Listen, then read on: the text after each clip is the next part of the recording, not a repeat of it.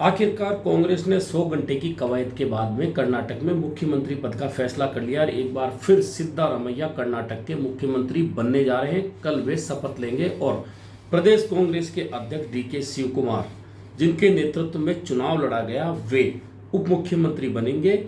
जैसा कि राजस्थान में सचिन पायलट के नेतृत्व में चुनाव लड़ा गया और बाद में वे उप मुख्यमंत्री बने और मुख्यमंत्री के रूप में फिर से अशोक गहलोत को राजस्थान में जिम्मेदारी दी गई थी।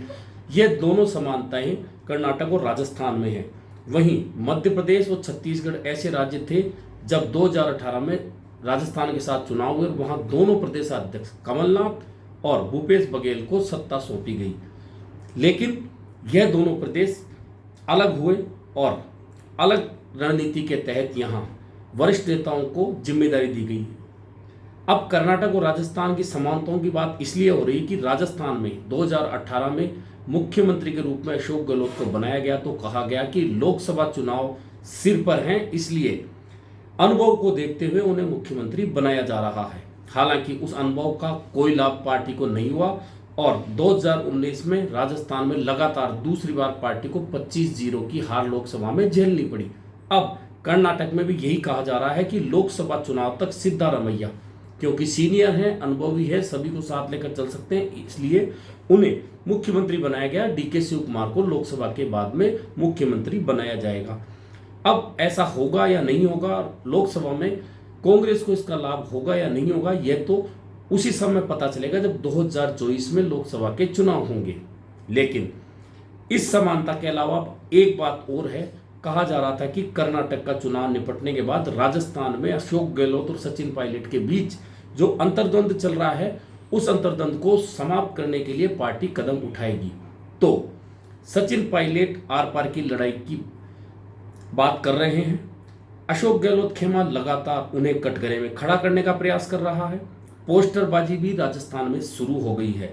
अब तक ट्विटर और बयानबाजी थी, लेकिन अब जोधपुर में पोस्टर लगाए गए हैं जिनमें गजेंद्र सिंह और सचिन पायलट को एक साथ दिखाया गया है। कहा गया है कि आखिरकार सचिन पायलट संजीवनी मामले में चुप क्यों है। तो यहाँ सवाल यह उठाया जा रहा है कि संजीवनी मामले में मुख्यमंत्री लगातार केंद्रीय मंत्री गजेंद्र सिंह शेखावत को निशाने पर ले रहे हैं।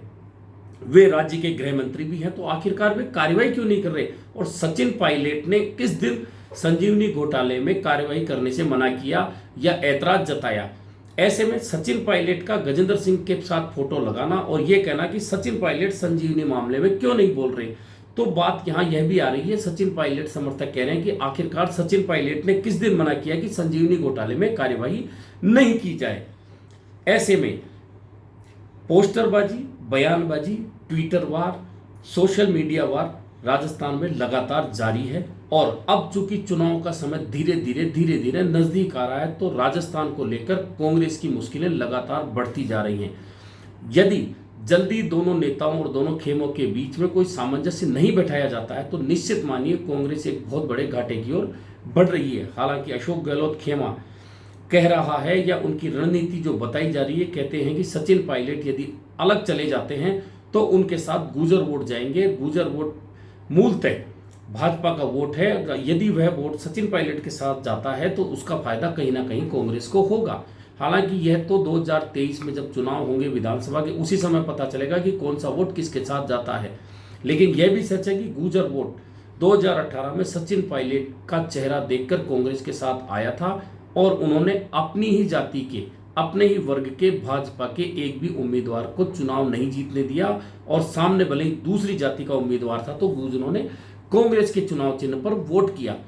यानी कि यह बात सर्वविदित है कि गुर्जर सचिन पायलट के साथ हैं। लेकिन क्या सिर्फ गुर्जर ही सचिन पायलट के साथ हैं, और यही भूल कांग्रेस करने जा रही है।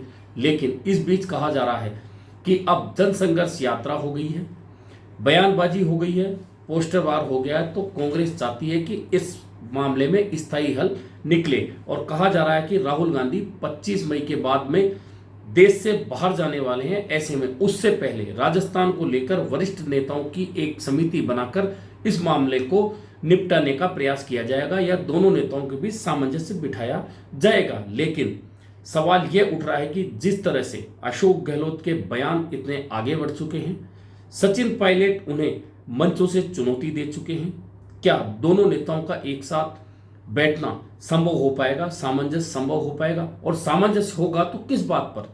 क्या सचिन पायलट को प्रदेश कांग्रेस अध्यक्ष बनाया जा सकता है?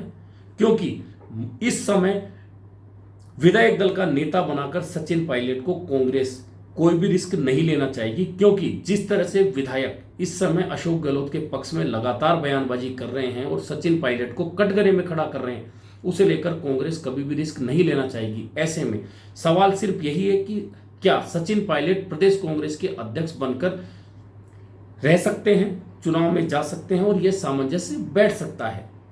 यह एक संभावना जताई जा रही है, लेकिन जिस तरह की स्थितियां बन चुकी है उसमें क्या अशोक गहलोत सचिन पायलट को प्रदेश अध्यक्ष के रूप में स्वीकार करेंगे?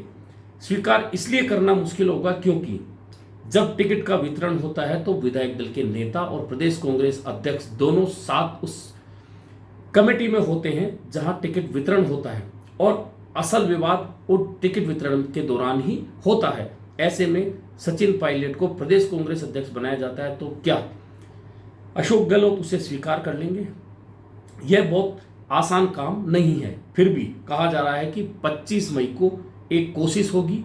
यह कोशिश कितनी कामयाब होगी, और यदि 25 मई को यह कोशिश कामयाब नहीं होती है या इस कोशिश को परवान नहीं चढ़ाया जाता है तो उसके बाद राहुल गांधी देश के बाहर होंगे, और सचिन पायलट ने अपनी ही राजस्थान सरकार को जो अल्टीमेटम दिया है 3 मांगों के साथ में, वह अल्टीमेटम भी 30 मई को पूरा हो जाएगा। यानी कि 1 जून से सचिन पायलट अपने प्रदेश स्तरीय आंदोलन के लिए निकल जाएंगे। उसके बाद में यह मानिए कि रास्ते पूरी तरह से बंद हो जाएंगे, और कहा यह जा रहा है कि यदि 25 तक कोई समझौता नहीं होता है, सामंजस्य नहीं बैठता, 1 जून से यदि सचिन पायलट प्रदेश स्तरीय आंदोलन की ओर निकल जाते हैं तो फिर 11 जून को जब स्वर्गीय राजेश पायलट की पुण्यतिथि का मौका होगा तो मान के चलना उस दिन कोई ना कोई बड़ी बात होने वाली है, और सभी को इस बात का इंतजार है कि क्या 25 मई को कोई समझौता होगा, क्या 30 जून की उनकी अल्टीमेटम पूरे होंगे, या फिर 11 जून को कोई नई इबारत लिखी जाएगी।